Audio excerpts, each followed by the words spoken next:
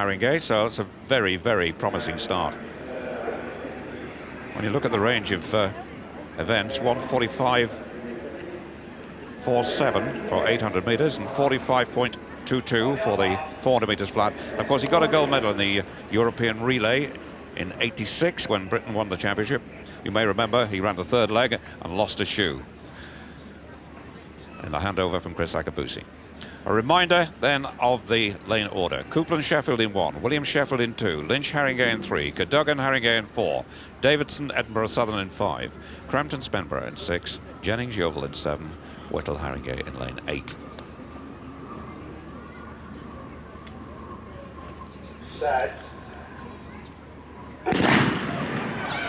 See who's first to rise. And Peter Crampton has gone off very well indeed. But he missed out on the hurdles there and overtaken by Davidson. Right on the outside, Whittle is going well. Also cutting back the stagger now is Gary Cadogan. Cadogan and Lynch, the two Haringey men. Davidson right on the outside, and Crampton's faded right out of it. Brian Whittle too in trouble. He's lost his stride pattern and he's stopped. He's got muscle trouble, he's limping. 3 to go for the leaders though. And it's Cadogan leading. Hit that very, very hard indeed, but he's strong.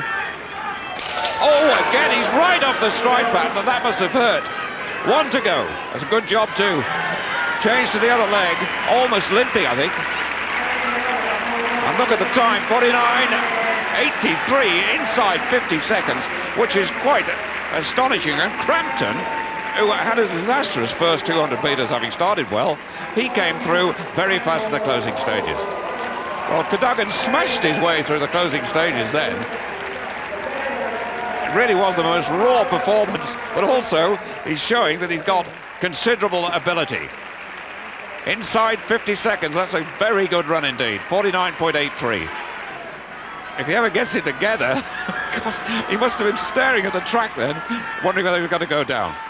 Change his legs here with his lead leg to get it right, and it looked a little bit better. But I would think he might have damaged his ankle slightly, Stuart. Yes, he would. I watched him in the heats last night. He smashed, I'm not sure if it was the same hurdle last time. Look at Crampton coming through to take over that place. Good performance by him. Let's have a look at him head on. Lead leg smashed straight through that hurdle. I began to say he did that last night in the heats as well. It's cost him a fortune here. Then recovers, and that's good. That's good. He's got so much to learn, he really has. And he absolutely climbed that just to be absolutely safe. So Cadogan has impressed me. He's a big, strong fella, and there's an awful lot more to come on this.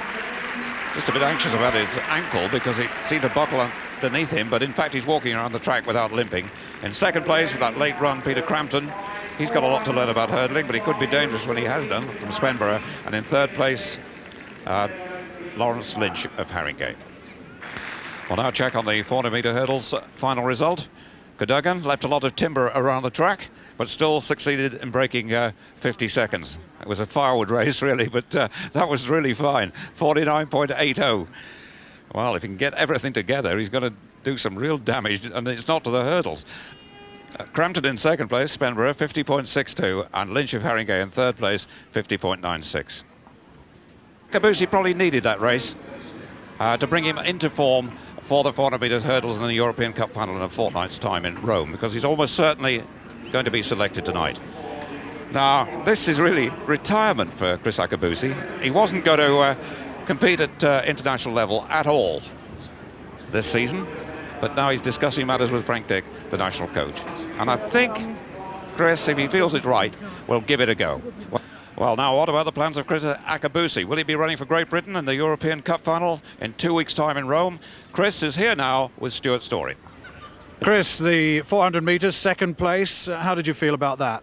Well, I enjoyed it. I mean, I was in there with the young up-and-coming lads, and a couple came, well, one couple ahead of me and a few behind me. It's good fun to be racing with the young people. Now, the question that's posed, and we saw you talking to Frank Dick after the race, place in the 400 metre hurdles in that European Cup. What is the situation?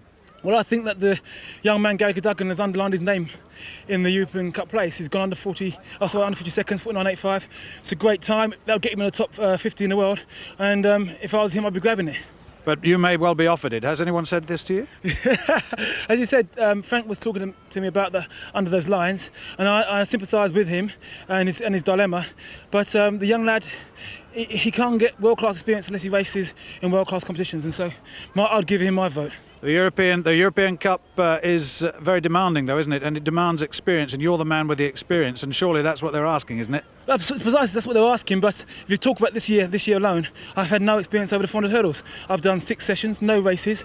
The young man who won today has had 4 races, many sessions, and he's hungry and game for it. I wish him all the best. So have you actually said that you want him to go in your place? Yes, I said it many times. I said it again today. But I'm sure I'll get a few more phone calls tonight.